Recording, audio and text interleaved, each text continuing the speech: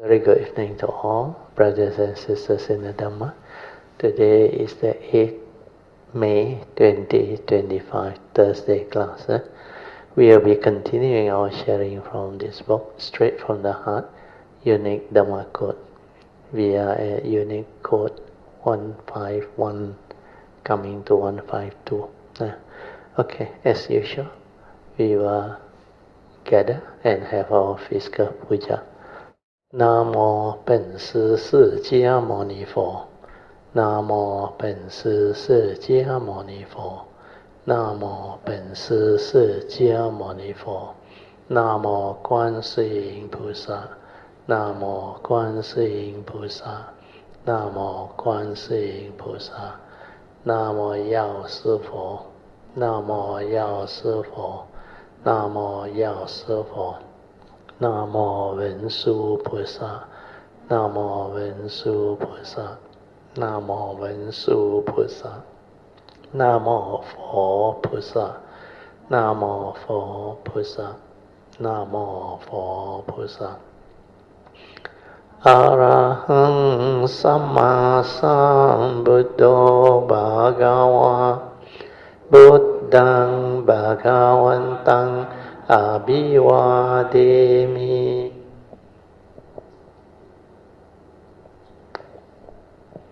สุขโตภะคะวะตาธัมโมธัมมังนัมมัสสามิ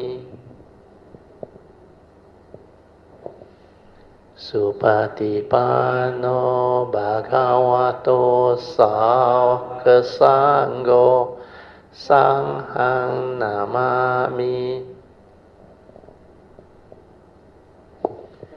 นะโมตัสสะภะคะวะโตอะระหะโตสัมมาสัมพุทธัสสะนะโมตัสสะภะคะวะโตอะระหะโตสัมมาสัมพุทธัสสะนะโมตัสสะภะคะวะโตอะระหะโตสัมมาสัมพุทธัสสะบุตตังสรณังกัจฉามิธัมมังสรณังกัจฉามิสังฆังสรณังกัจฉามิดุติยัมปิบุตตังสรณังกัจฉามิดุติยัมปิธัมมังสรณังกัจฉามิดุติยัมปิสังฆังสรณังกัจฉามิตติยัมปิ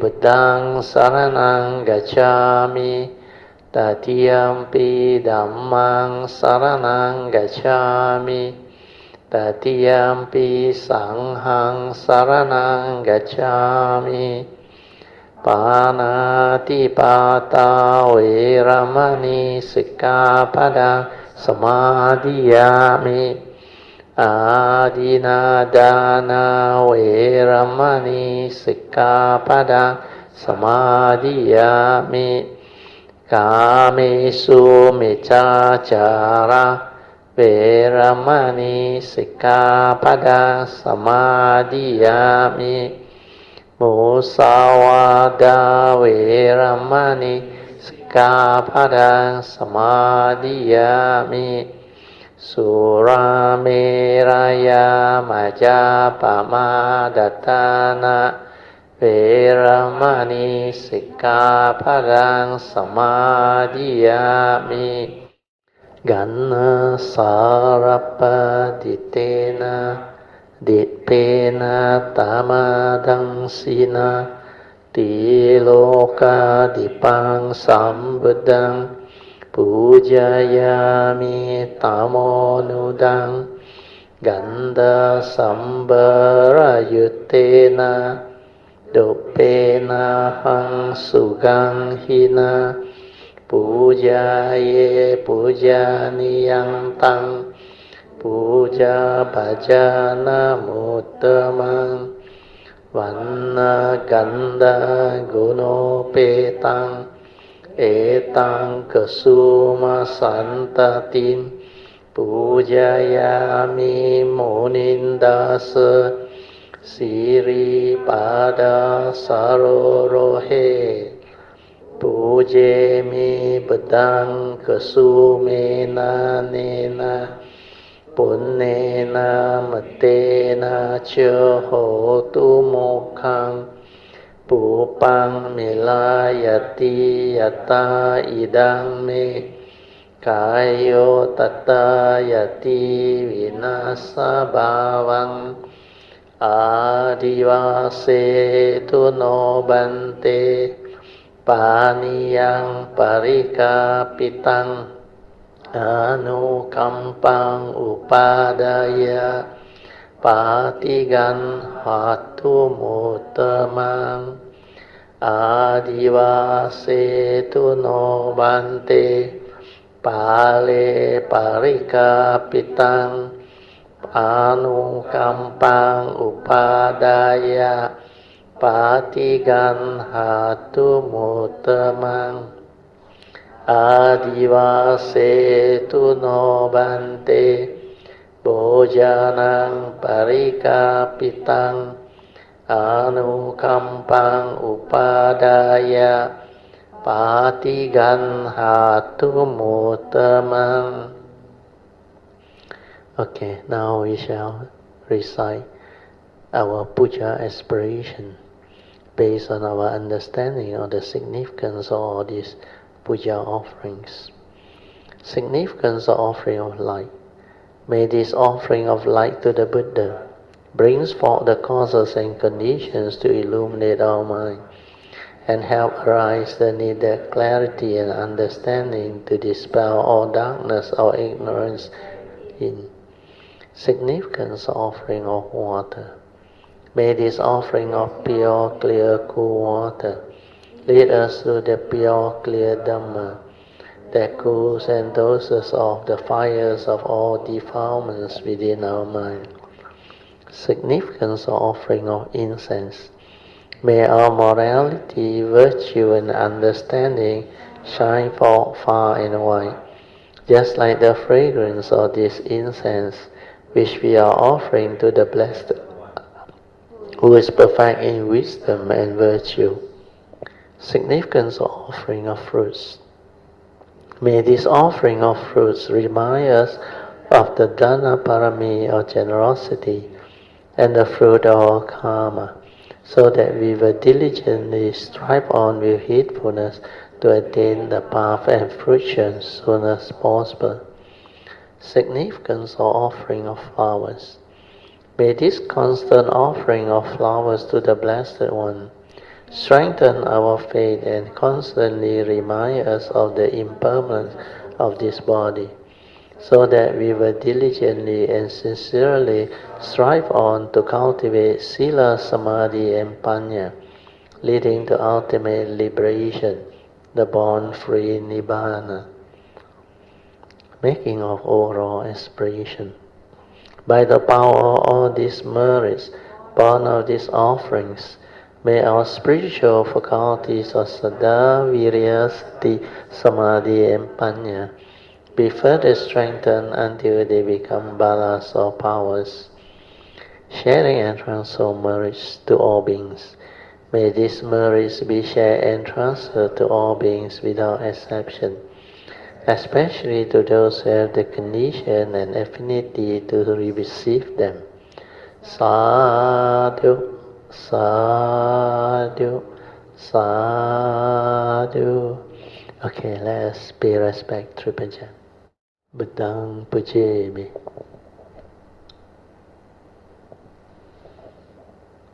Dhammang Pujemi.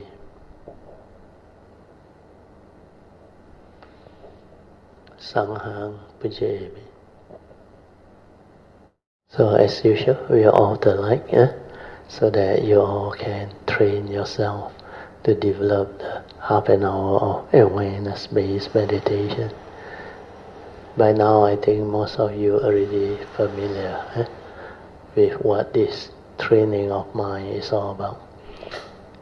To develop this awareness-based meditation is very important, because it is for you to train your mind to have a stable inner sati or mindfulness, or what we call awareness within. And the best way to do it is to make use of the four support, especially the first three. Develop the ability to relax body and mind. Then after that, don't try to know, don't try to do anything. Just maintain silence. Maintaining silence is to be aware. Then just stabilize this awareness, also called silent mind. You only have to continuously train and develop the stability of it. So initially, for those who are new, your mind wanders off a lot, wanders off very fast. You cannot stay still without thought because you have not trained, and your spiritual faculties of Saddha, Virya, Sati, Samadhi and Panya are not developed, especially Sati. Without that, your mind becomes heedless. It wanders off very fast. You cannot stay put, not to think. You must have something for your mind to do, otherwise you cannot meditate, because the mental hindrances are there, very active. So when mental hindrances are not taken care of, means you will become heedless. You will think a lot. So the only way to do it is to have a skillful means to decondition the heedless thinking. You can either use the mind sweeping method, which I have reintroduced, and now with the AI executive summary is very good. You should listen to it, then make some notes. Then when you understand, do the mind sweeping method, especially for new people. It will help you a lot. Then when your mind becomes quiet, peaceful, then it's very easy to develop this silent mind, which is your meditative mind, accumulating into your true mind, which is completely silent and without thought. And when you can stabilize it, it becomes very, very quiet, peaceful. Then you will experience the true mind, which is the silent mind in pure awareness.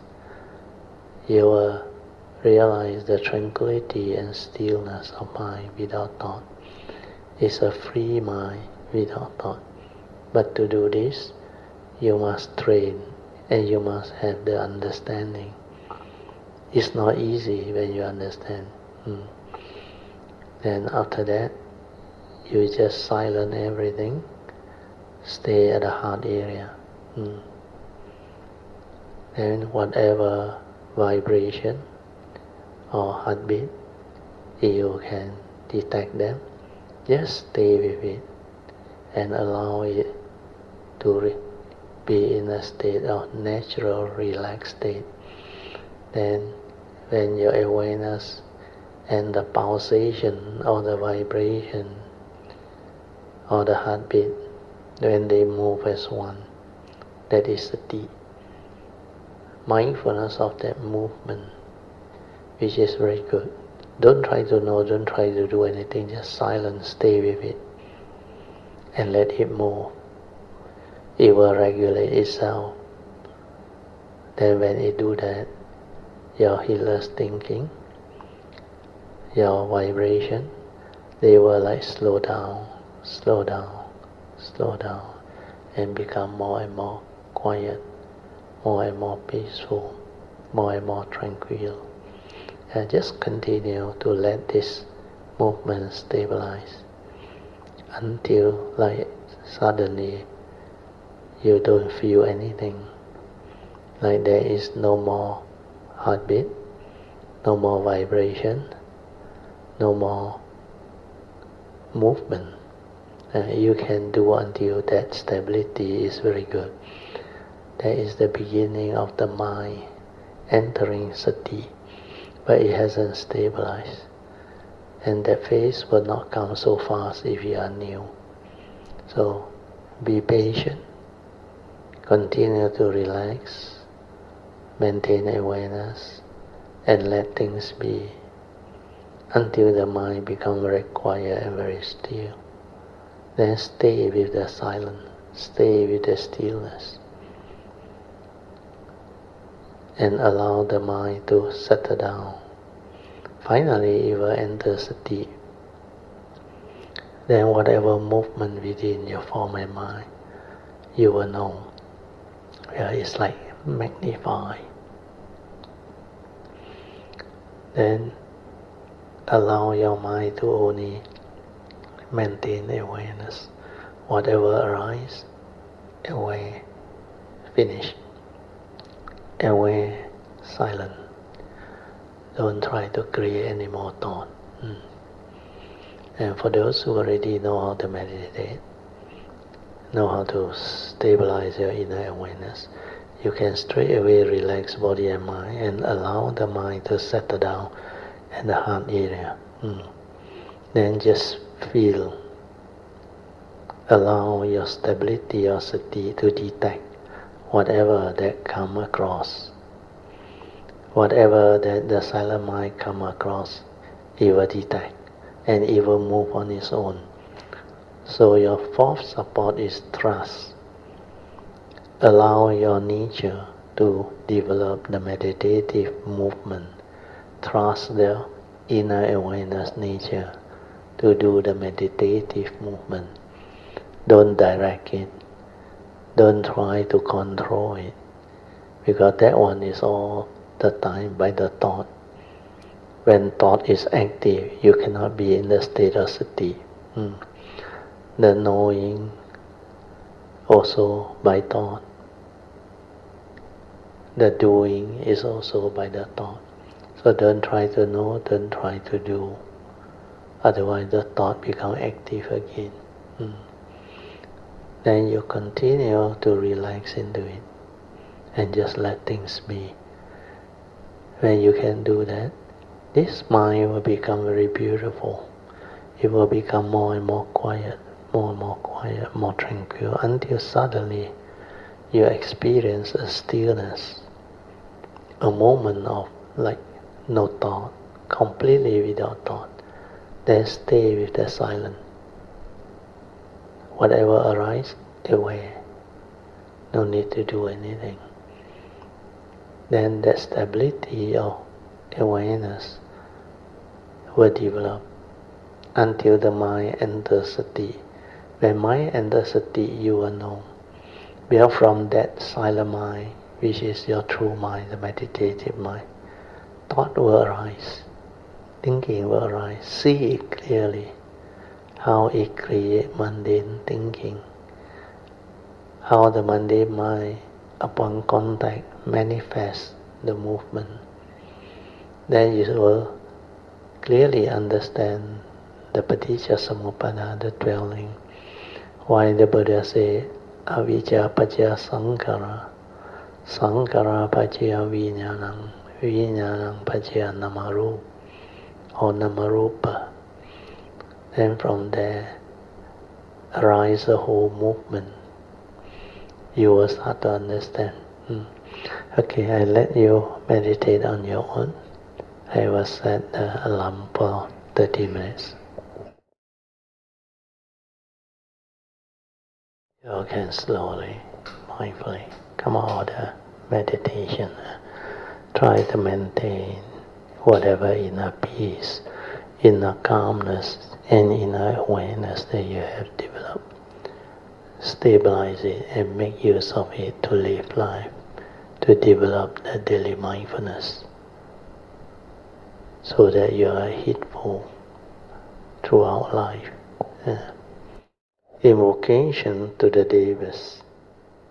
In this universe, in their entirety, let the deities and Devas come here. Let them hear the good teachings of the King of Sages, which gives heaven and release, Nibbana. This is the time to listen to the teaching. This is the time to listen to the teaching. this is the time to listen to the teaching. Samanta Chakawalisu Athva Gachantu Devata Saddhamang Munirajasa Sunantu Sakamokadang Dhamma Savanan Kalo Ayang Badanta Dhamma Savanan Kalo Ayang Badanta Dhamma Savanan Kalo Ayang Badanta Namo Tassa Bhagavato Arahato Samma Sambuddhassa Namo Tassa Bhagavato Arahato Samma Sambuddhassa Namo Tassa Bhagavato Arahato Samma Sambuddhassa Iti peso Bhagava Arahang Samma Sambuddho Vijacarana Sampanno Sugato Lokavidu Anuttaro Purisa Dhamma Sarati Satta Deva Manusanang Buddho Bhagavati Swakato Bhagavata Dhammo Sanditiko Akaliko Ehipasiko Opanayiko Pacyatang Veditabo Vinohiti Supatipano Bhagavato Sāvaka Sangho Ujupatipano Bhagavato Sāvaka Sangho Nyāyapatipano Bhagavato Sāvaka Sangho Samicipatipano Bhagavato Sāvaka Sangho Yadidang Cattari Purisa Yukani Atta Purisa Pugala Esa Bhagavato Sāvaka Sangho Ahuneyo Pahuneyo Dakineyo Anjali Karaneyo Anuttarang Punyang Ketang Lokasati Sadhu Sadhu Sadhu. Turn to page 41. We have to go back one or two quotes. We look at unique Dhamma quote 150. This one explains to us clearly the meaning of dependent origination and also condition arising phenomena. So you listen. When mind comes into contact with sense organ and their respective sense data, then sense door consciousness will arise or comes to be. Hence, all sense door consciousness is dependent originating, condition arising, means they are just a condition arising, cause of phenomena. That's how you understand the law of cause and effect, the law of dependent origination, cause of phenomena. All phenomena that arise within our conditioned world or existential world is condition arising, causal phenomena. And for it to arise, like the Buddha said, our mind is the forerunner of all things. Mind is chief. When mind arises, all things arise. So that is the most fundamental and most important understanding. And what is this mind? This is our mundane mind, thinking mind, which is condition arising from the pure awareness nature, which is the first to arise from the source. Each and every living being, you have that, where that is our primordial mind, before the arising of thought. It is already there since the very beginning. So this primordial mind, which is the pure awareness nature, is like the beginning of arising of mind. So that pure awareness nature is actually your true mind, your silent mind, your pure awareness nature. It was there all the time, before even the arising of thought. And from there, thought arises. That's why our purpose of developing the meditation is to see that mind, to realize that mind, then observe within that silent, choiceless awareness without any interference from the thought process. And this choiceless awareness within can observe and see clearly how thought arises, how the manifestation of sense or consciousness arise. So like what I have mentioned in the unique code, that mind, the mundane mind, when mind come into contact with the sense organ and the respective sense data, means these are the three fundamental conditions that is needed for consciousness to arise. And a very good example is the physical experiment. I will draw that thing there. So like the physical experiment. So this is the switch. So this switch is like contact. When you switch it on, you like make contact. And this battery is like your mind. This one is your power source. And this one, the bulb. This one is like your sense organ. You see, when you switch on upon contact, immediately this light bulb lights up. The lighting up is a nature's condition. You don't need a creator to create seeing consciousness or hearing consciousness or smell, taste, tactile or thought consciousness. These are nature's process. So what is happening is the lighting up is like our senses become conscious. And this is why we call ourselves a conscious being. We can be conscious of what we see. That's why seeing consciousness can arise. Then hearing consciousness can arise. We can be conscious of what we hear, what we smell, what we taste, what we tactile feel and think. And all these are dependent originating, condition arising. Without causes and condition, it never manifests. That's why all these arising phenomena, they are based on nature's law. They are condition arising, dependent originating.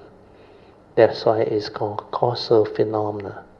Without causes and condition, there is nothing. When causes and condition comes to be, then phenomena arise. So see this analogy clearly. And when you meditate, when you have the silent inner awareness, you can stay here at the pure awareness nature there. This is the first thing to arise from the source. But to have this, you must have a form and mind that is karmically conditioned out. Karmically conditioned out. For our case, it's a human being. Otherwise, it can be any living being. So this form and mind, within this form and mind, at the heart area, there is a gateway to link to this one. Yeah. And this one, the pure awareness nature, is already there all the time, primordial, before the arising of thought. From here, as you grew up, as from the baby, then you learn the conditioning. Then from here, you create thinking based on memory. That's why thought is response to memory. And this memory that create this thinking, the 5 area of form and mind, this is the second aspect, the mundane mind. When you meditate, when you are here, you can see this movement from here to here. That sati or pure awareness nature can see. Then you know, this one that arises is dependent originating, following this. This mundane mind is not intrinsic. It's not a permanent, unchanging entity. That's why in my unique code I say, when mind arises, this mundane mind arises. Then it can trigger off sense door consciousness. What is important is, when this mind arises, it will make contact with the sense data and the sense organ. Then it will trigger the respective sense door consciousness. That's how you can become conscious. But this form and mind is not a permanent, unchanging entity. That's why it's not real. It's a phenomenon, dependent originating also. This one also has 3 conditions to sustain its arising. You need the life force, which trigger off the pulse of life. Then you need a physical body, which is the physical body is the physical aspect where the sense bases are. Then you have the consciousness that is trapped inside, which is the rebirth consciousness that goes through the years of living, that accumulated all the we call it the views, opinion, conditioning, belief system, everything, even your tradition, your fear, your phobia, or whatever that you accumulate in your memory, your brain. And that becomes the content of consciousness. That's why that consciousness is just a bundle of memory. A bundle of memory in your brain with its conditioning and belief system. Then from there, you create thought. Thought arises through respond to memory. But you need this pure awareness nature. It's just like this power source. When this arises, you input the content through the senses, then it triggers the 5 aggregate of form and mind, which is the second aspect of the 5 aggregate of form and mind, which we call the thought or the mundane mind. And when you are mindful, aware at this pure awareness nature, you can see this movement very clearly. That's why that unique code is for you to understand how we define phenomena and why we say our world is a phenomenal world of consciousness, and they are all dependent originating, condition arising, causal phenomena. That is how we know the world. That's how we can make use of the senses to interact with the world. That's why we are conscious beings. We are alive. When the causes and conditions are there, it will manifest and animate us into a living being. Or in our case, it's a human being. As if we become alive already. We exist already. But they are all condition arising phenomena, no reality, because you don't have the pure awareness nature. You don't have the ability to see this movement or manifestation through the direct seeing clearly. That's why you become deceived. And you don't know who you are, what you are, and how you function as a human being, and how all this interplay of phenomena and consciousness come to be. So now I read again, Unique Code 150, you will have a more stable and deeper understanding.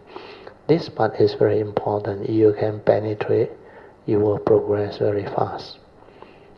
So whenever your mind arises, it will develop contact. So when mind comes into contact with our respective sense organ and their respective sense data, that particular sense door consciousness will arise or comes to be. Hence, all of the things that we experience through our consciousness, they are all sense door consciousness, which is dependent originating. And because it's dependent originating, it's just a condition arising phenomena. So see it clearly. Yeah. That's why from the phenomena that arise from these 5 aggregate of form and mind, because our sense bases upon contact, consciousness come to be. So this 6 sense door trigger the phenomenal world of consciousness, the 6 types of respective consciousness that created the world. That's why the Buddha said, your mind is the forerunner of all things. Mind is chief. When mind arises, all things arise. The conditioned world, the phenomenal world, or the existential world, they all arise, like real, like exist already. But they are all mind-made consciousness, arising and passing away. How real is consciousness? It's just an image within your mundane mind. As real as it can be, it's only an image. It arises and passes away so fast, momentary. But because our mundane mind, we created the illusion of time, past and future. We even created present moment. Then we cling, we grasp, we give meaning. That's why we entangle ourselves. And this is how this phenomenal world can become chaotic, give you a lot of suffering and problem. Because all the things that manifest, it can lure you, entice you, and condition you to deludedly give meaning, grasp onto it, cling onto it, hold on to it, fight over it, and argue over it. And all the conflict, the war, the whatever misunderstanding, they just manifest from there. And this is how, when you are mindful, when you are able to see this, you see the unreality of the phenomenal world of consciousness. No reality at all. As real as it can be, is only a thought, moment to moment. Arise, pass away, arise, pass away, like we have gone through. Existence can be related to going through life. And to go through life is to go through time. So time and existence and life, they are related. So if you want to understand life, understand existence, you have to understand time. And time, we can define it very easily. The whole spectrum of time, we can break it down into past, present, and future. And within these 3, past and future are illusory time, no, not a reality yet. Your past is already gone, cannot be a reality. Future yet to come, also not a reality. The only reality within life is the moment. Moment to moment, life passes by. What are you doing? Are you here at the pure awareness nature, or are you lost in thought? Within the 5 aggregate of form and mind, thinking, worrying. That's why I summarize for you. Most of the time, living beings who don't have the Dhamma understanding and wisdom, they are too busy thinking, planning, and worrying about life. So much so, they never live life. They can never be with the moment to really perceive or experience the pristine beauty and wonders of life within the moment. Moment to moment, every experience is very pristine, very beautiful. And that is to live, truly live. Otherwise you existed through life. That's why it's called existence. You existed through life. Actually you become heedless. You wasted your life. You never live. Yeah.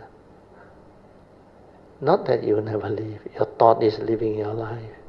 You are never here to experience all of the pristine beauty of life, the manifestation that you can really experience and see clearly and witness. But most human beings are never here, the pure awareness nature. They are most of the time trapped in thought. That's why lost in thought, heedless. And this is the most dangerous existence. That's why when you do not have the Dhamma understanding, you are not able to develop the pure awareness to stay here. You cannot see all this. You cannot understand this movement. And because of that, the Buddha said, you have Sakaya Ditti, self-delusion. You grasp, you cling. And because of that, you also have ignorance, avijja. Yes? You don't understand the nature's law that governs life and existence, the pancha niyamas. You cannot see them. You cannot understand their movement and manifestation. Okay? So this part, I want to go through it again so that you understand clearly what the Buddha meant by dependent originating, condition arising phenomena. Everything is in a state of flux. Dependent originating, condition arising, causal phenomena. They move very fast. Without sati, without mindfulness, without the pure awareness, you cannot really follow. You cannot cope. That's why to live life, to cope with life, you must have the pure awareness within. Because these mundane thinking, they move very fast. Within every moment of sense experience and contact, billions of consciousness just move by without you being aware. And without sati awareness, you cannot be with the moment to experience, to understand the moment, to see it clearly. Yeah. So now I will continue with Unique Code 151. Unique Code 151 is an extension of 150. It's more difficult to understand. Anyway, I will read through Unique Code 151 again. 150 again. When mind comes into contact with sense organ and their respective sense data, sense law consciousness will arise like the physics experiment, or comes to be. Hence, all of your six sense law consciousness, they are all dependent originating, just a condition arising, causal phenomena, no reality, just consciousness come and go, come and go. He no you, he no me. There is no permanent unchanging entity. Everything is just dependent originating, condition arising phenomena. Yeah. In the Mahayana Sutta, Diamond Sutta, the famous stanza, 一切有为法，如梦幻泡影，如露亦如电，应作如是观. So this one is a very famous Diamond Sutta stanza saying. He said within the conditioned world, everything is conditioned Dhamma. See it clearly, understand it. Why? Because it's only the sixth sense door with mind as the forerunner of all things. When mind arises, and make contact with the sense bases and the respective sense data, it triggers the respective sense door consciousness. Then we input the content of consciousness and trigger of the thought process, which become the moral causation. That's how karma come to be. That's why your thought has been subdivided into moral and immoral thought process, or in the Pali term is kusala and akusala chitta. And this is how this chitta, which is the thought, second aspect of the five aggregate of form and mind, manifest and trigger of the karmic process. Then from there, it started the movement of thought, the phenomenal world of consciousness. Then the whole of existence and life become like manifested, as if it's real. Without your silent mind being aware, you cannot see the unreality of this phenomenal world of consciousness. You cannot see mind. You cannot see beyond mind, because you cannot see the unreality of mind. And to see all this, you need mindfulness. You need awareness. Similarly, the phenomenal world of form. If you cannot see form via your mundane mind, mundane seeing, then you cannot understand the unreality of form. And you cannot see form and the unreality of form, you cannot see beyond form. Similarly, mind is the same. You cannot see the mind's movement and activity, then how can you see the unreality of mind? Just images come and go, dependent, originating, condition arising. Not until you insight into it, awaken to it, to see the unreality, you cannot see beyond mind. That's why this unique code 151 now, I will read to you again. To see beyond mind, one must have the ability to develop the direct seeing. We are the silent mind in pure awareness, to see things as they are, without words, without concept. So this one is very important. That's why we have to stabilize our pure awareness nature to enable us to see things as they are, without the interference of our memory, our brain, our conditioning, our belief system, our tradition, etc. Not until you can stabilize your pure awareness nature, you cannot have the ability to insight in the phenomena and to awaken, to develop the wisdom, to penetrate the unreality of form and mind, to see clearly that each and every of these are phenomena, born of causes and condition, dependent, originating, condition arising, causal phenomena, empty, no reality, not what you think. He no you, he no me, no mark of anything. So seeing all this with the pure awareness nature is very important. So I repeat, I read again. To see beyond mind, one must have a stable, pure awareness nature, to have the ability to develop the direct seeing via the silent mind in pure awareness, to see things as they are without the words and concept.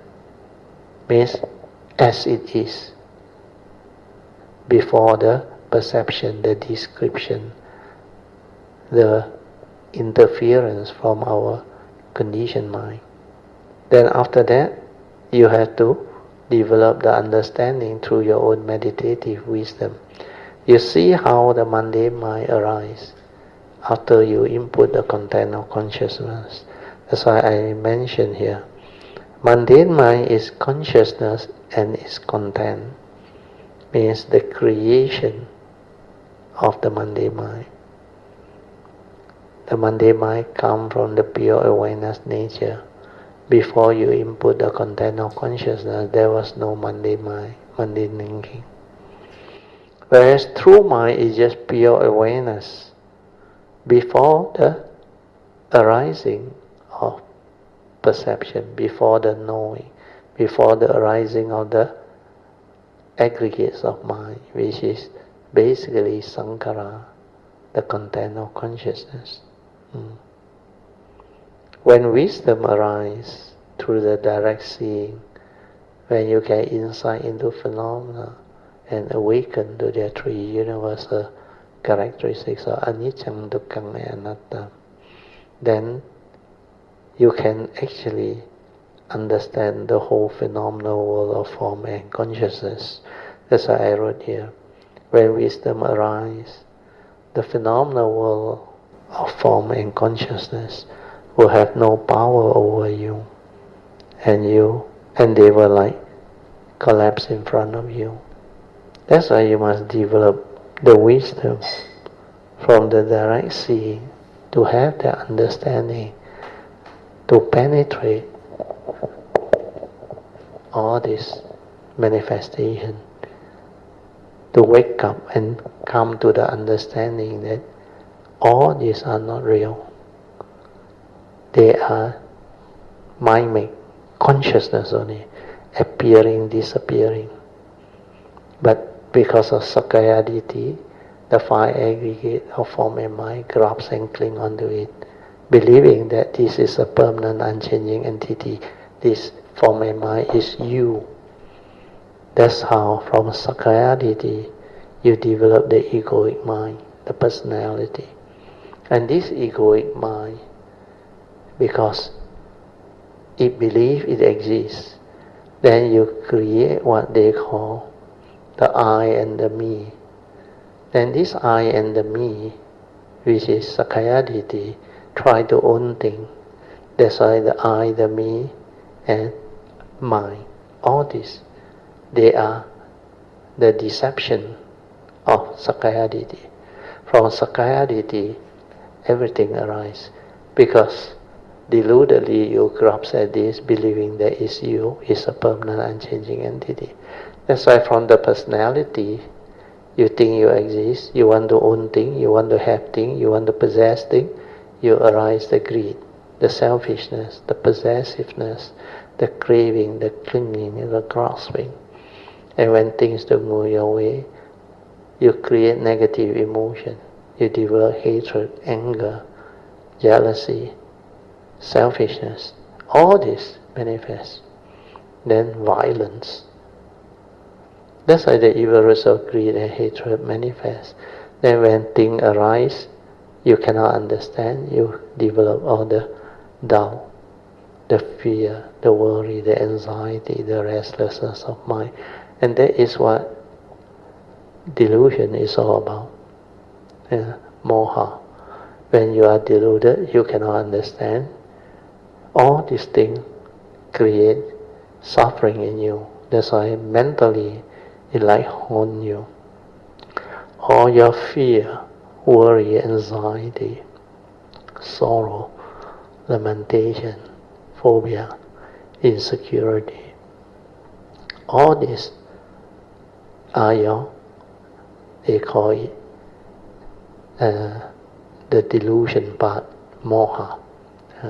So when you have delusion, you cannot understand truth. You cannot understand what is happening. That's why you develop unnecessary fear through thought projection, through holding on to the illusionary time. Then when you recall your phobia of the past, or insecurity, everything that manifests, that clinging onto the past and the future trigger of mental fear, mental worry, anxiety, sorrow and lamentation. And all these are not a reality, hasn't happened yet or already happened, no more a reality. But you cling onto it deludedly by holding on to it. That's why that is called Sakkaya Ditthi, self-delusion, grasping. Indirectly, is also a type of ignorant of the truth, the nature's law that governs all of life and existence, the Panchaniyama. So this is the aspect of the teaching that is most difficult to penetrate, unless you have sati, mindfulness, developed until very stable, until you can see all this manifestation clearly. That's why I wrote in the Unicode 151, to really have the ability to see beyond mind.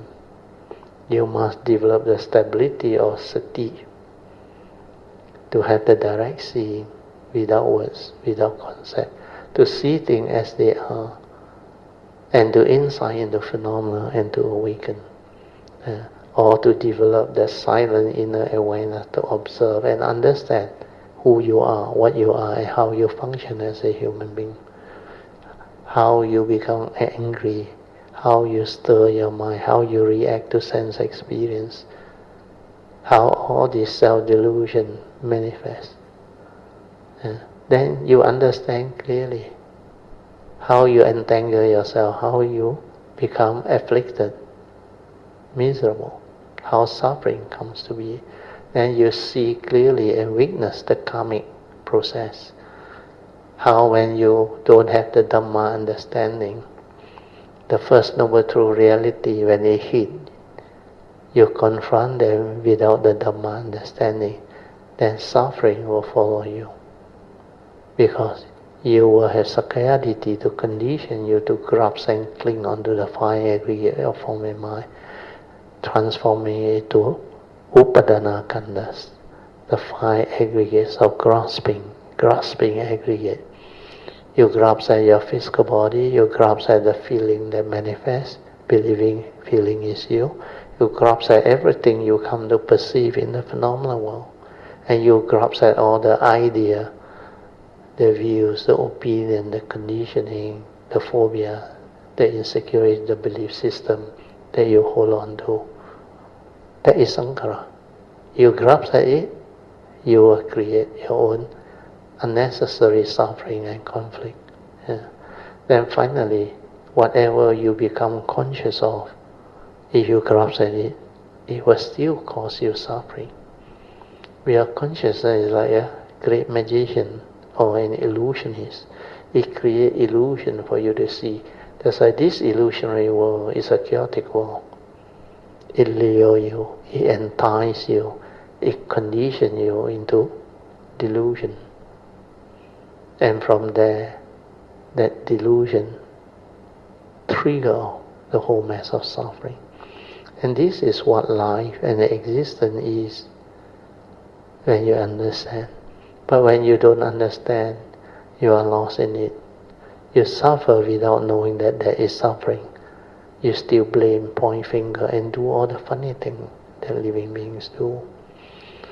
Understanding this is most important. This is cultivation. You cannot do this, you cannot cultivate. Okay, can follow? Can follow? Cannot listen again. For those who have the understanding, they can follow. So, at least now everything is recorded, video, and you can listen to it. That's why that is the benefit of technology.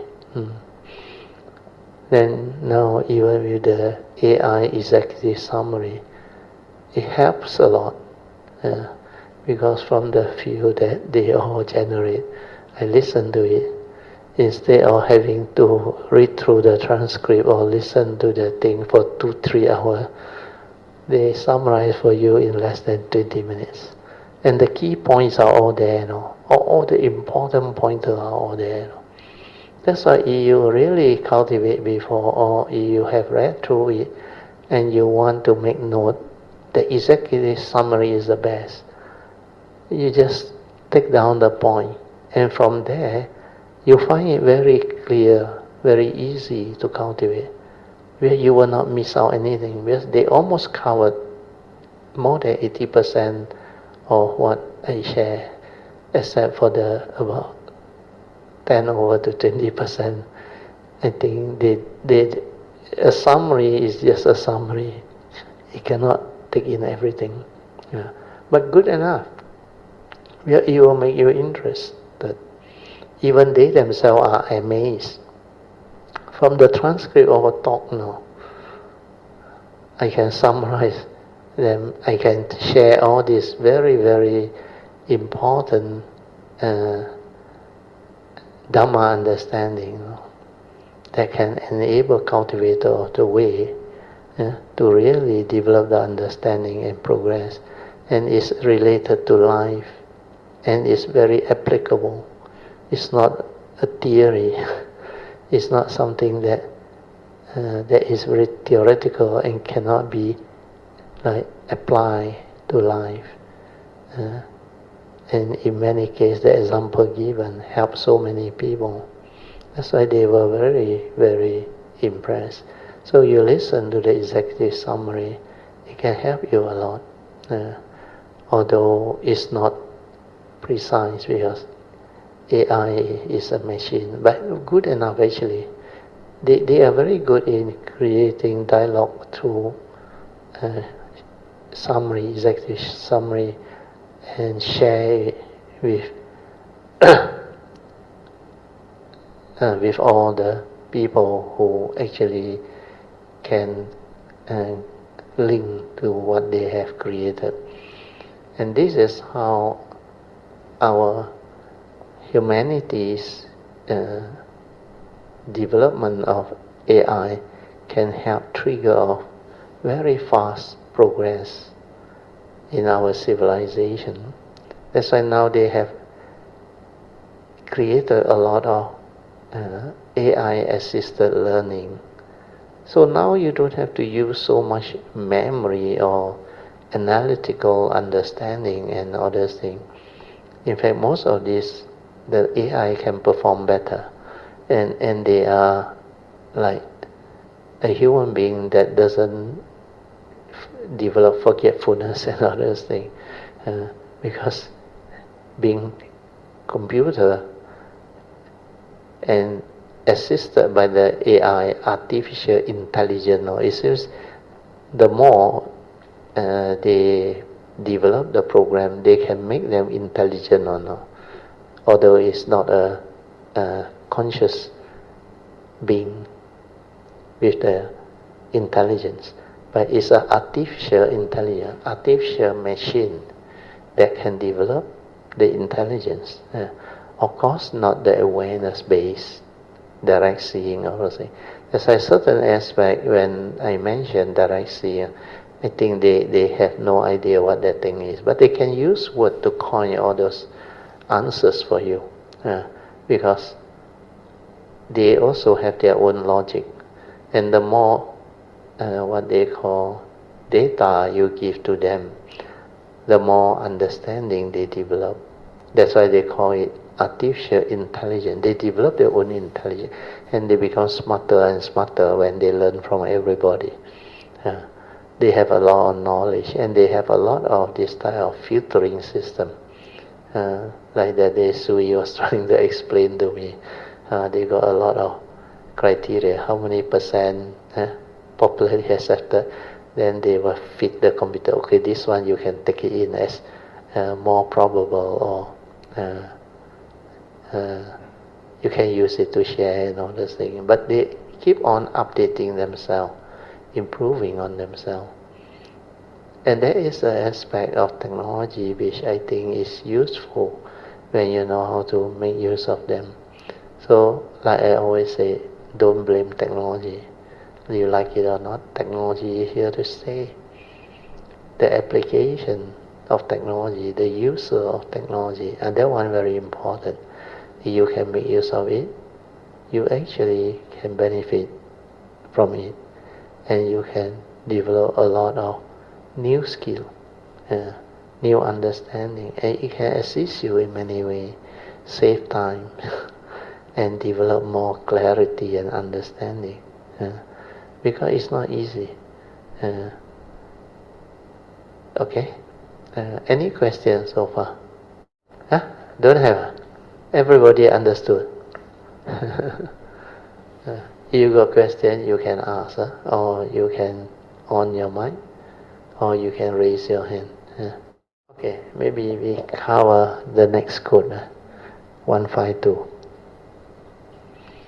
Okay, turn to page 42 of this unique code, straight from the heart, unique Dhamma code by me.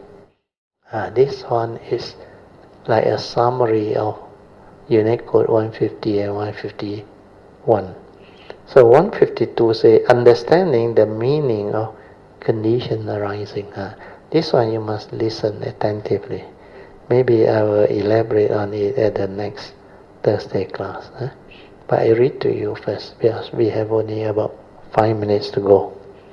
Whatever that is born of nature's creation, following nature's law, which is the Pancha Niyama, is a condition arising causal phenomena. So get it right, get it understood. When conditions come together, it arises. That's why each year you waver. Everything within the conditioned world is conditioned Dhamma. When condition continue to sustain itself, then it will continue to exist. When conditions cease to be, then the phenomena will cease to be. Hence, it's not a permanent, unchanging entity that you can hold on to, cling on to, grasp on to, and say, it is me, this is me, this is I, therefore all this cannot be, can be mine. Then I continue. Since it's not a permanent, unchanging entity that you can hold on to, grasp on to, and cling on to, that's why it's not you, not self. For it comes and it goes, dependent on nature's condition. The next sentence is very powerful. It is in a state of flux. When you are with the pure awareness nature, you can see it coming and going, manifesting and passing away. That's why it's in a state of flux, constantly evolving, the whole movement. You can see it, the whole of activity and movement. Within the tranquility, that stillness, the silent observation of what is, really manifests the whole characteristics within existence. That's why truth or universal characteristics of anicca, dukkha, and anatta, they are in the midst of life and existence. Why can't you see? For those who see, they always see. If you silence your mind, the silent observation of what is, you see all the activity and the movement, mentally, physically, and nature's phenomena. They all exhibit all the universal characteristics, moment to moment. So that ability to comprehend and see is very powerful. So spend some time, go through it, read through it, and develop the understanding. Then when you stabilize all this understanding, when you meditate, it becomes very easy. Then the moment you understand, your nature will awaken. And it's like the flip of the palm, very easy. So all this, you can only get it from people who have stabilized their understanding through their own cultivation. Then only they can come up with all this unique good to share with you. Oh, 9:44 already. One more minute. Okay, I read again. You go later on your own, go back and read through it. Understanding the meaning of condition arising means how come all these phenomena within the conditioned world has these unique characteristics of impermanent, because they are condition arising, causal phenomena. That's why it's impermanent. They come and they go. Depending on condition, they arise.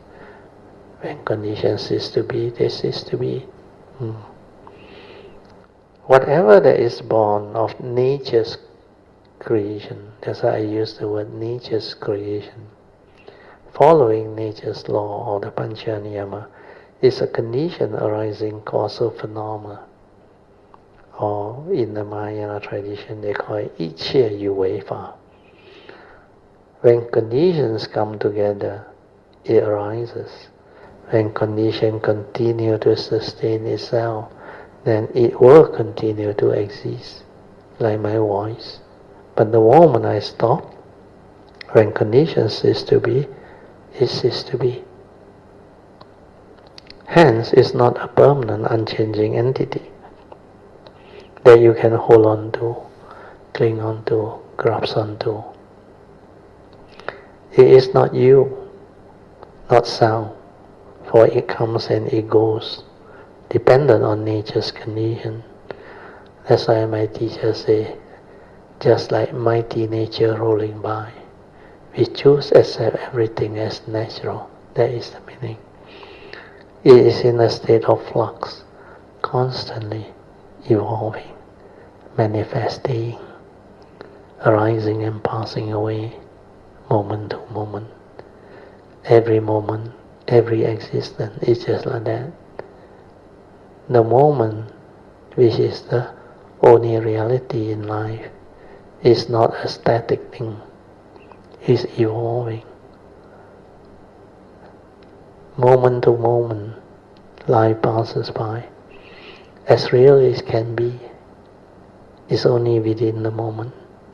Split second is dead and gone. Split second is dead and gone. Therefore, how real can life be? Can existence be? But that present moment, which is so transient, is just a condition arising phenomena that come and go. Split second is dead and gone. Split second is dead and gone. And that is the only reality in life, in existence. So how real can life be? See it clearly. Then wake up.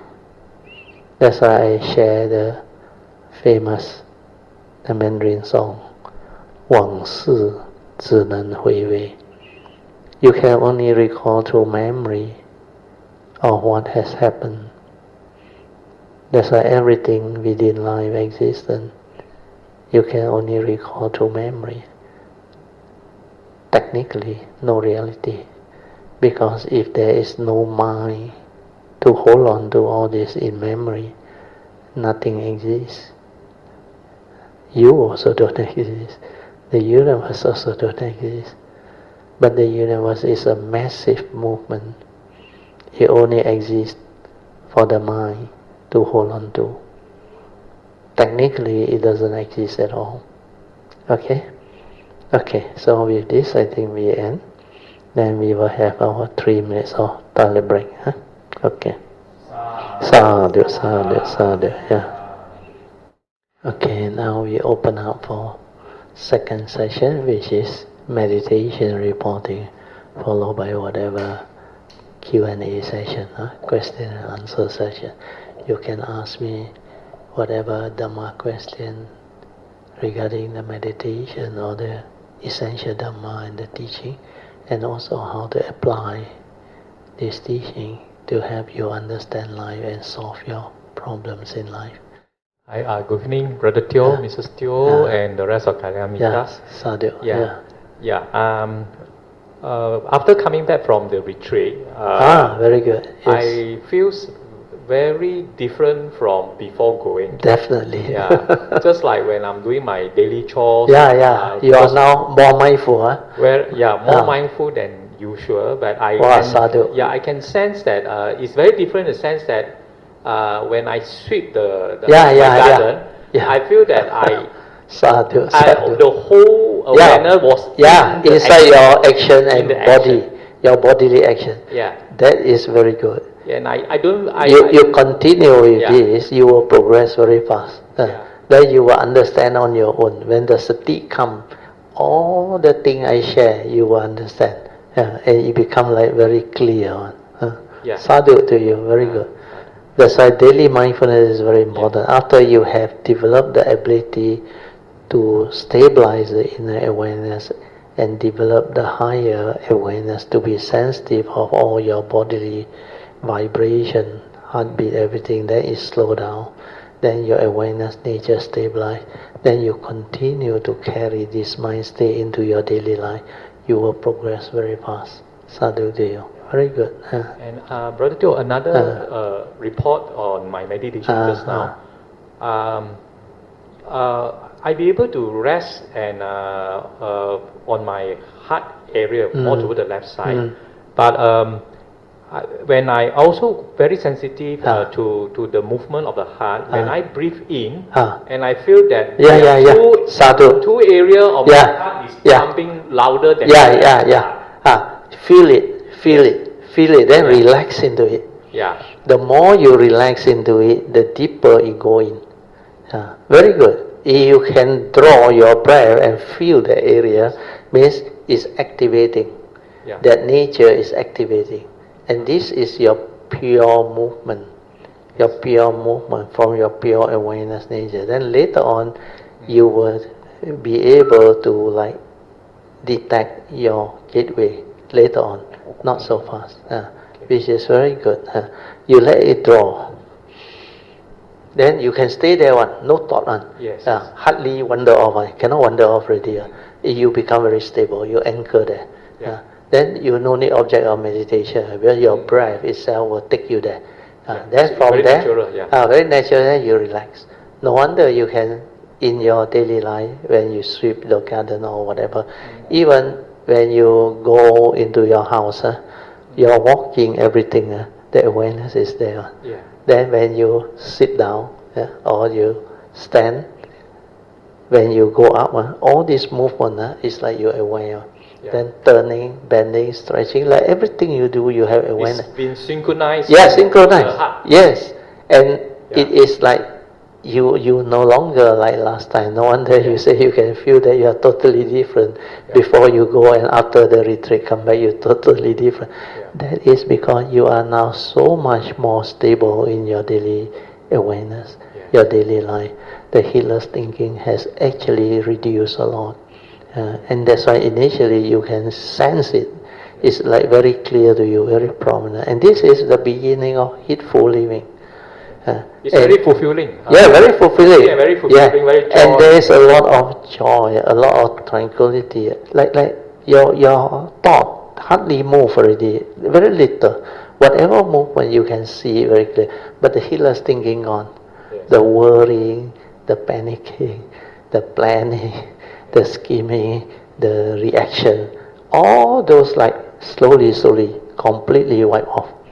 That is progress. Sadhu to you. Thank you. Very good, very good. Sadhu. Very good. Because your faith, and also your affinity with the great beings, especially Junti, Guan Yin, and all those things. Very good. Sadhu. Anything else? And the other thing is that I also noticed that when I breathe in, breathe out, I also feel that a lot of air, like going through the navel. Very good. It go in. Very good. Together with the breath, it come out. Let it move. Let it move. Then relax into it. Relax into it. Relax. No. When it moves that time, you just let it move. But you must remember to relax into every mind state that arises. Otherwise, you know what happens, it will build up. It will build up. Then it will develop into what they call a sort of like energy field. But you don't worry. And this one is based on your mindfulness Based on your mindfulness, actually this type of energy is also useful for your health and for your, I should say, development of not the normal chi. This one is development of the pure awareness energy. This pure. But if you relax into it, because the purpose of our pure awareness-based meditation is to let the nature move. You don't go and keep it there. That's not. Wherever it takes you, let it happen. Then relax into it. Then it will not build up until very strong. It will just activate to the level it need to. Then after that it will move. It will go to another place. Then all this will expedite the transformation within. Because this is external, but it's already very good because yours is from the pure awareness, nature, sati. From the sati, you go in. It's still external, but good enough, where it will activate, where the breath will take you in, especially to your heart area. Then it will later on its own move to the navel there, Tan Tian. Tan Tian. Then after that, it will move some more. Then do you realize something? You fart a lot. A lot of gas. A lot of gas come out, which is good, because it filters your system. But this is not the pure energy yet. Later on, after you locate the gateway, at that time, a lot more gas will be released. But it is like clean air, no smell.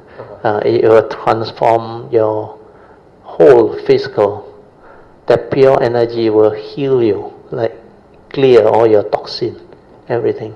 Then you feel very good, very good. Very sadhu to you. Thank you. My nature rejoices because you can follow the instruction and develop such progress. Very good.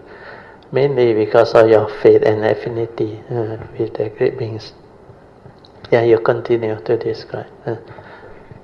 Today one can understand. Yeah, can. Oh, very good, sadhu. You can understand today one, you will penetrate faster. Today lesson, like it doesn't come to my ear, but it's straight. Straight to your heart. My heart is very good, heart. Very good. Oh, where that one will understand it clearly. Where that one is nature understanding, not from memory. You are not trying to commit to memory. You realize you just listen, listen, then it just go in. If memory, you try to remember. No point. You try to remember, it doesn't go in. Where it becomes knowledge. Your brain doesn't work so fast. Then it try to remember as knowledge. Then it's not the real thing. The real thing is you listen, then you go in. Listen, then you go in. Then the understanding will come by itself. Then you go back. That day, I think, at the Tuesday class, I think you were attended online. You remember what I said? After you all come back, you will feel very tired, but your nature's energy is very strong, where you all draw without you knowing it.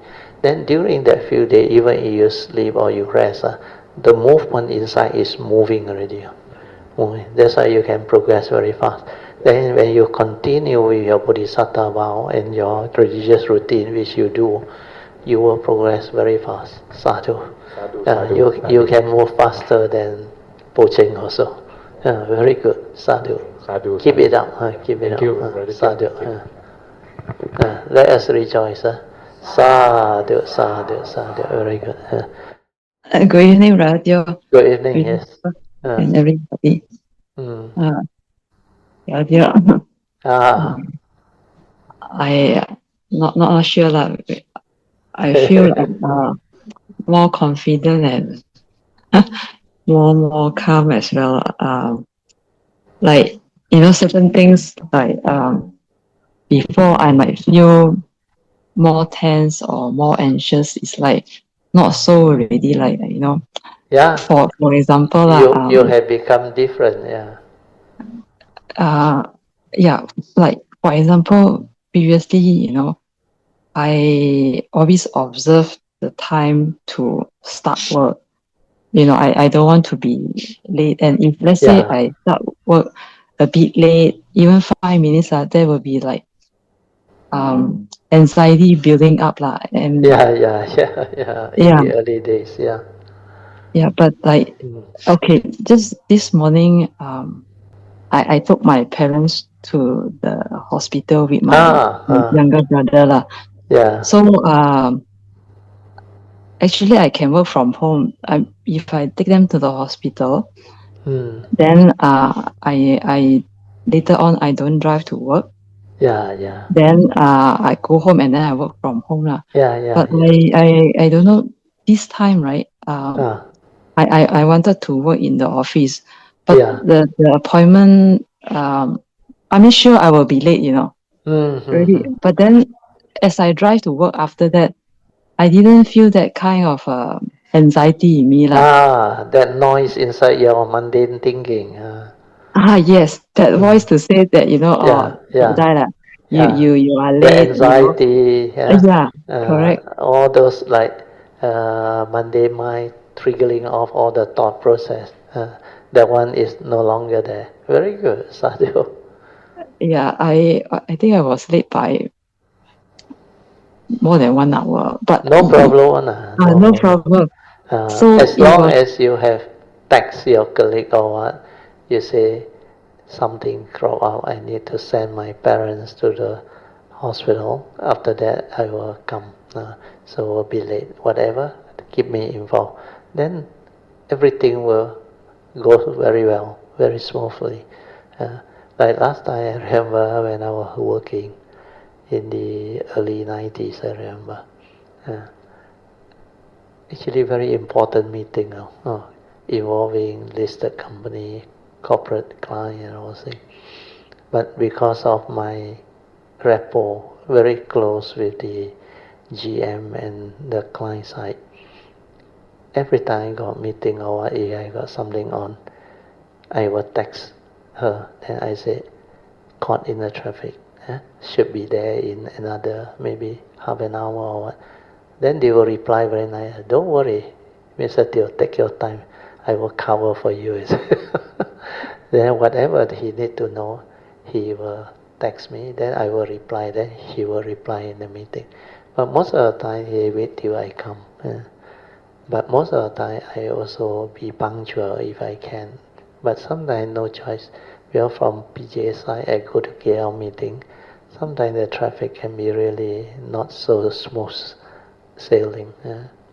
Very good, Maya. Now you start to experience all this, which is very good. That's why with the Dhamma, with the understanding, it will transform you. That negative mind state less and less, less and less.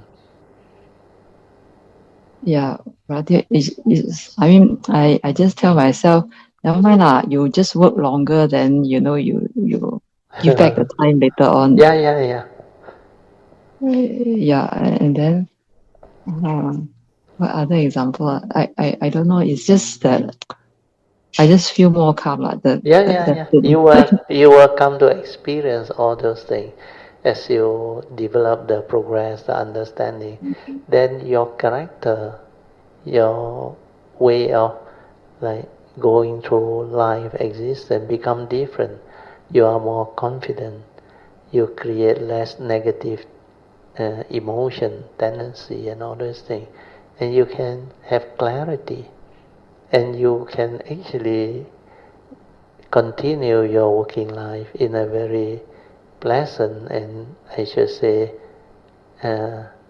more efficient manner, because you can start to apply the Noble Eightfold Path understanding to help you make yourself more efficient.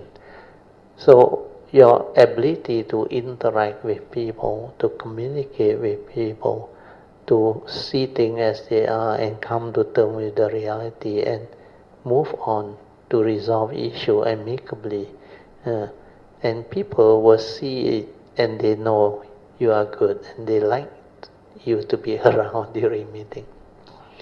That's why during the days when I was still working, I remember the client, they like to call me in. They say, Teo, you free or not? You can come and help us in the meeting. So it's actually their own project. Before they conceptualize it, firm it up, they will call in the planner, the architect, and also the other consultant.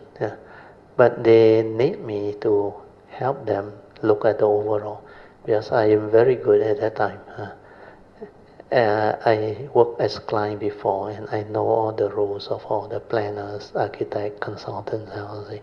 Then I can see a lot of things very clearly. That's why they like me.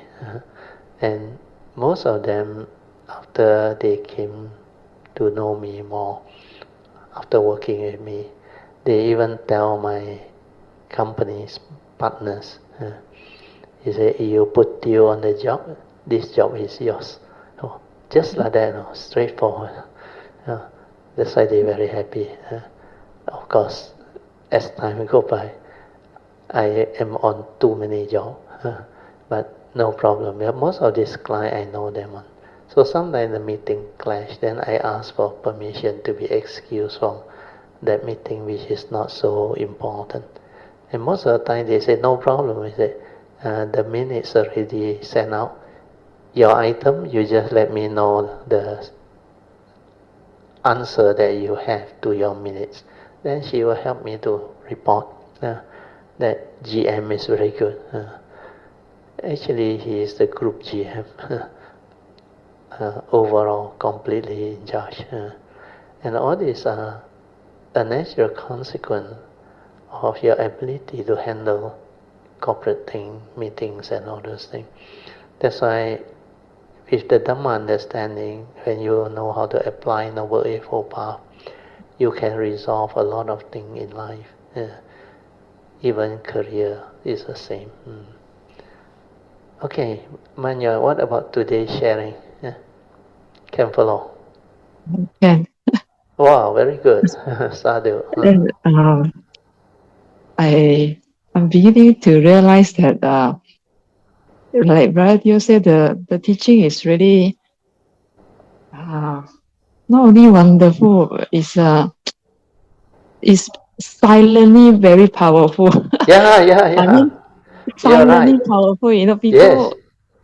people are not able to notice it until they understand it, and the Very true, understanding also Sadhu. very, Not until they understand it, then they cannot see the wonder of that teaching, the uniqueness of the teaching, how marvelous, how wonderful it is, and how complete it is, that type of teaching, and the way it link and manifests, really beyond a lot of people's ability to comprehend.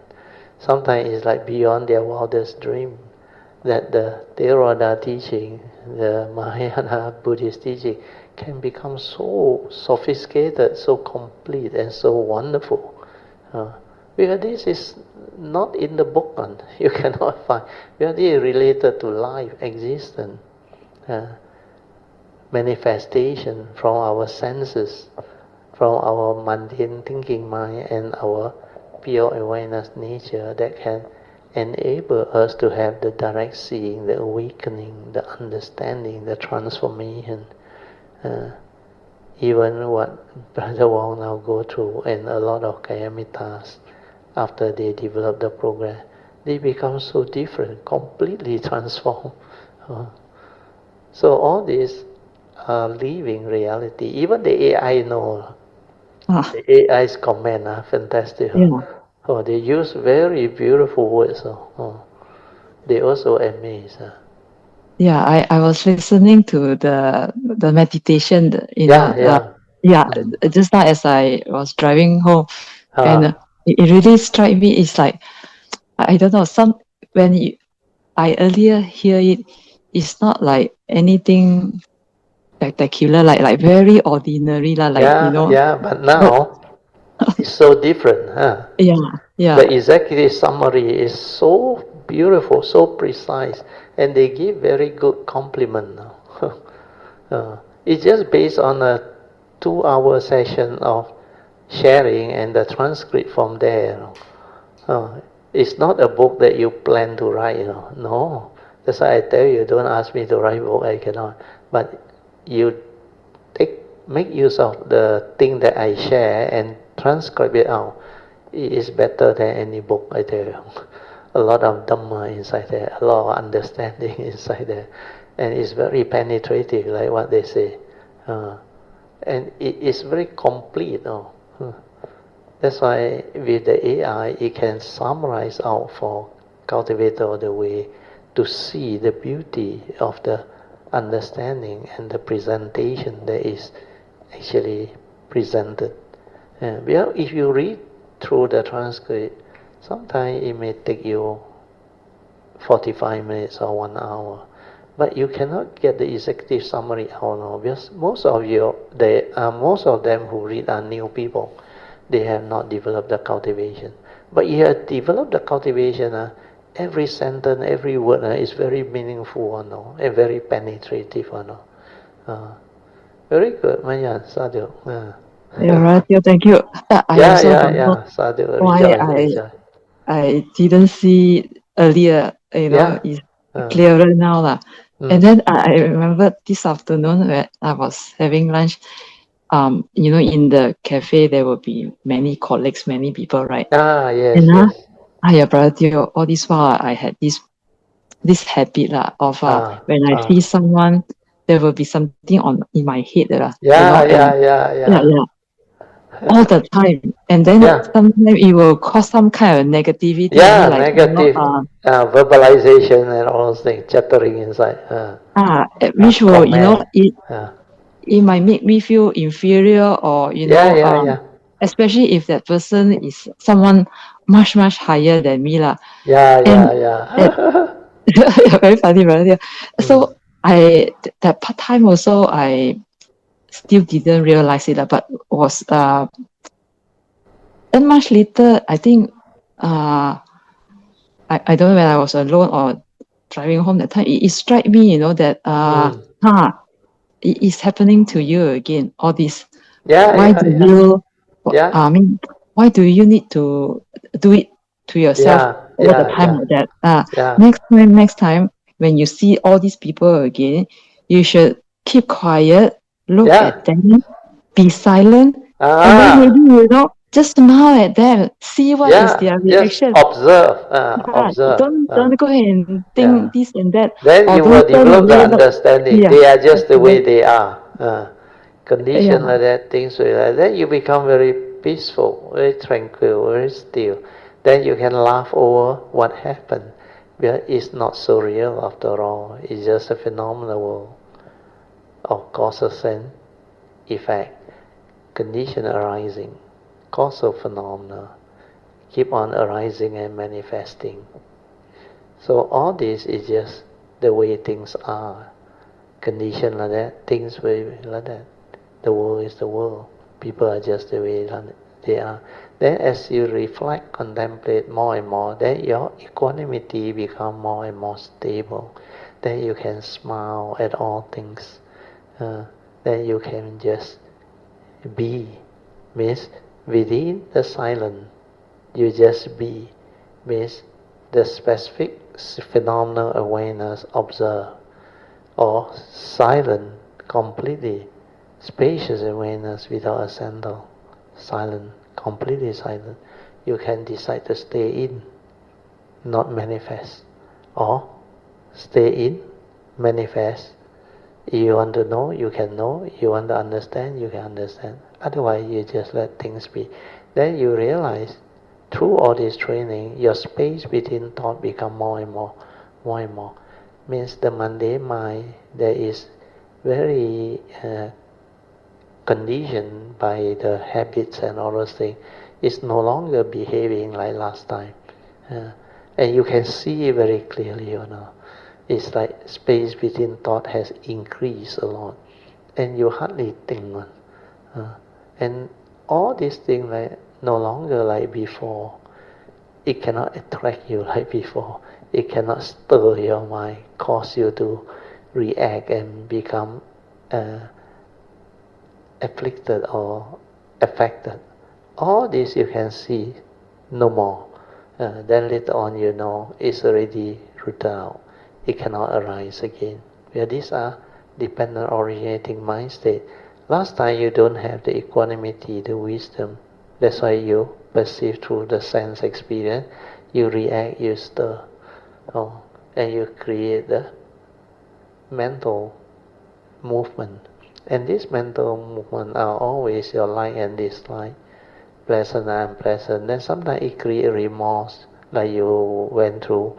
It make you feel inferior when they are very senior.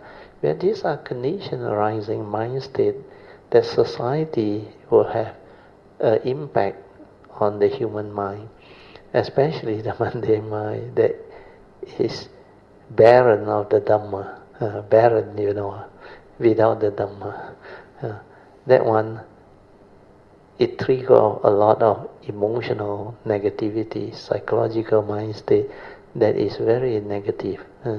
So all this, you will see them clearly manifesting as you progress. Very good, Manyan. Pucha. Yeah, Sadhu, thank you so much, Brother. Yeah.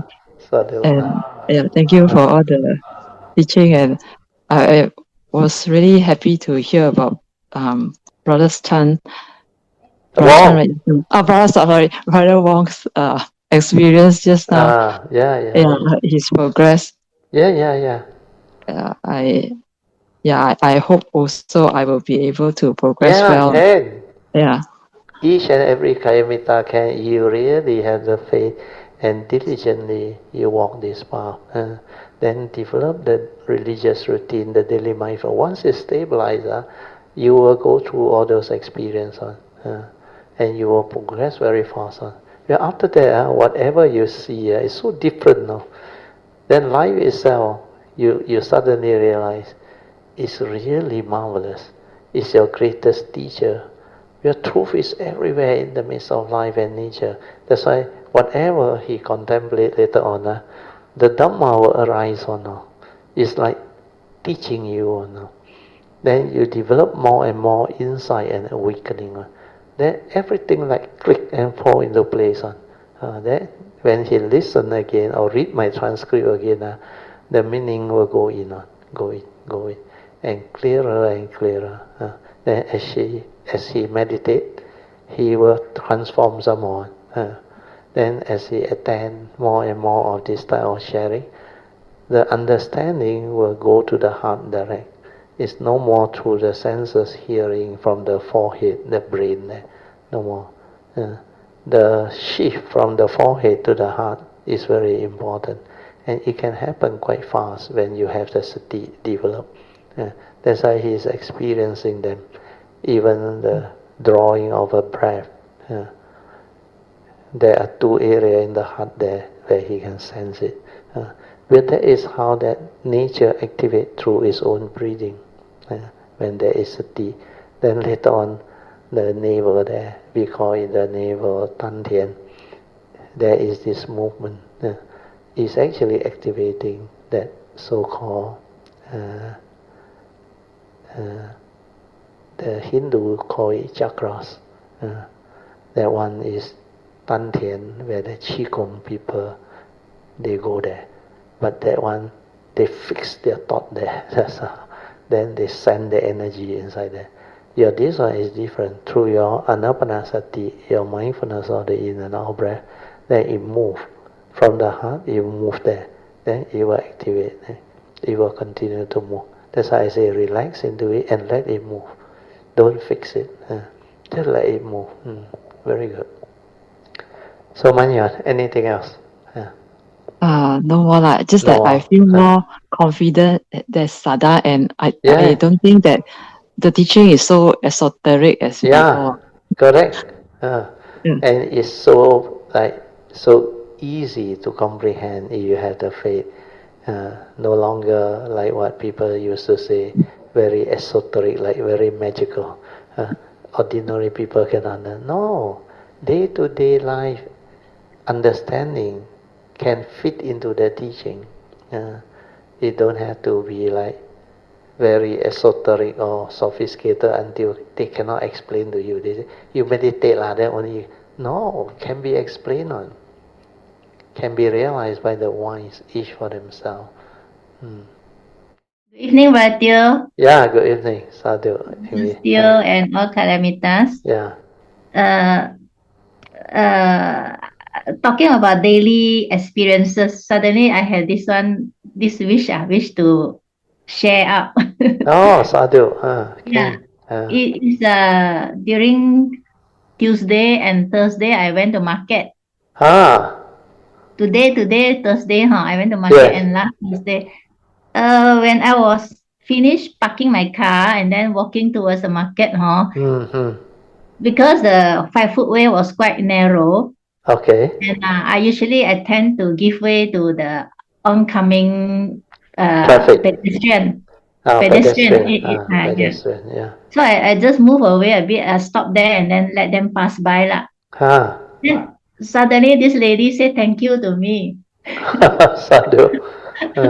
So I can feel the joy come up. And then when I pass by them, then the kid can feel the joy also finishing, Sadhu. like drop off lah. Yeah. That was Tuesday. And then today, Thursday, after I bought some fruits, so I walking back to my car. Again, I give way to another pedestrian. Sadhu. And then the pedestrian look at me and smile at me. Yeah. Then I just smile back lah. I smile back. Then immediately I just walk by lah. I didn't really hold on to whatever the no thoughts coming up lah. Yeah. I just do what I need to do lah. Just walk back to correct.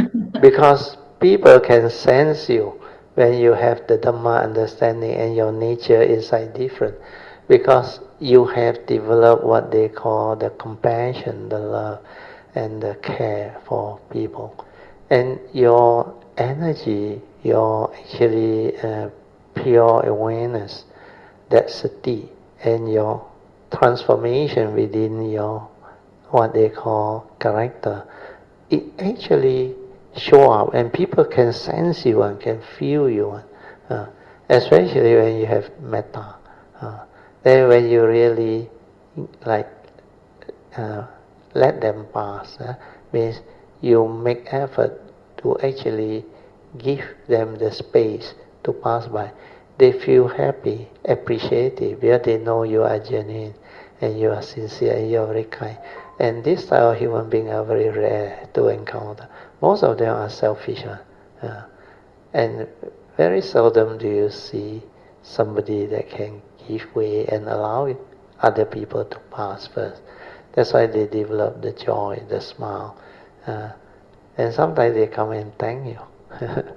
But for you, it's very good because in the past maybe you seldom have this condition to see all this and enable all this to happen in real life. So this one is a new phase of your understanding. That's why it will unfold. And this is how you improve your understanding of Noble Eightfold Path. The Noble Eightfold Path, from right view leading to all the right thought, right speech, right action, it will become like automatically manifesting. It becomes a part of you. And all this movement, you do it with sincerity and with a lot of joy. That's why more and more of this will unfold as you move on with your cultivation. Oh, very good. Anything else? Yeah. Maybe I report what I experienced during our camera retreat. Better, yes. Yeah. How to say? Even from first day, when we settled down with the lessons on, with the reading of the Heart Sutra short notes, and then on the second day itself, already feel like very quiet, and then feel like talking. I don't feel like talking. You like settle down already very fast. Yeah. I will talk only when it's necessary. Correct, sadhu. So I can feel very strongly. How to say? Every time after the foremost meditation, whether sitting or lying down, or walking also. Sometimes I do the walking meditation. Yeah. After that, I feel I'm like energized now. Yeah, sadhu, very good. No more tired. Every time rejuvenate itself by the body.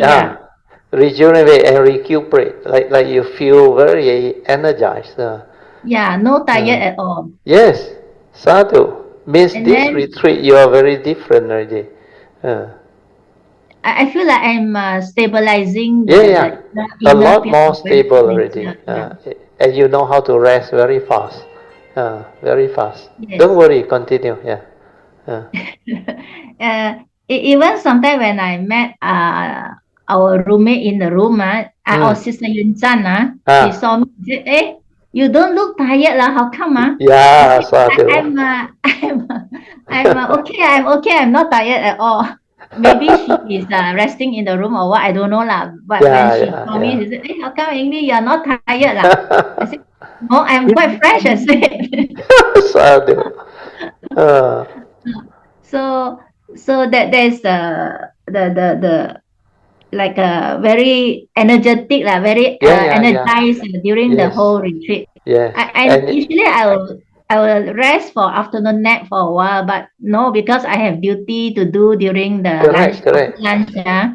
So even in between, I think I never go back to the room to lie down at all.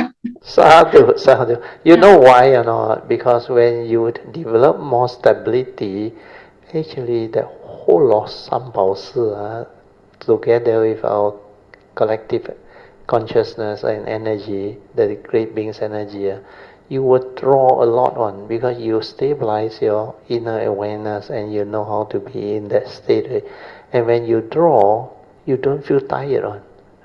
You like very fresh and recuperate very fast, rejuvenate very fast in your own word.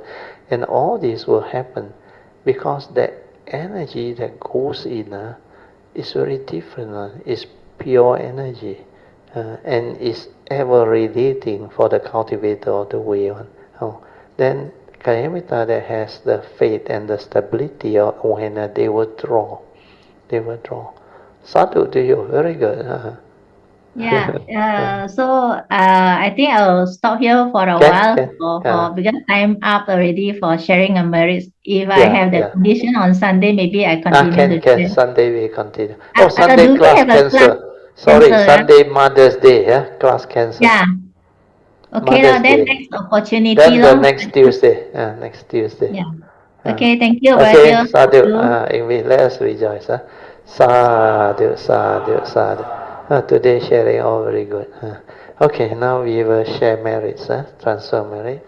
Then we will end. Akasata cha bhumata devanaga mahindika punyang tang anumoditva tirang rakantu loka sasana ettavata camehi kadan punya sampadan sabbe deva anumodantu sabba sampati siddhya idang me nyatinang hotu sukita hontu nyatayo idang me nyatinang hotu sukita hontu nyatayo idang me nyatinang hotu sukita hontu nyatayo devo asatakalena sasa sampati heto cha fito bhavatu loko cha raja bhavatu dhammiko imina punyang kamena mame bala samagamo satang samagamo hotu yawa nivana patiya sadhu sadhu sadhu. Okay, you all can now pay respect mindfully to Lord Buddha, Kuan Yin Bodhisattva, and all the worthy ones. Then we end. Sadhu.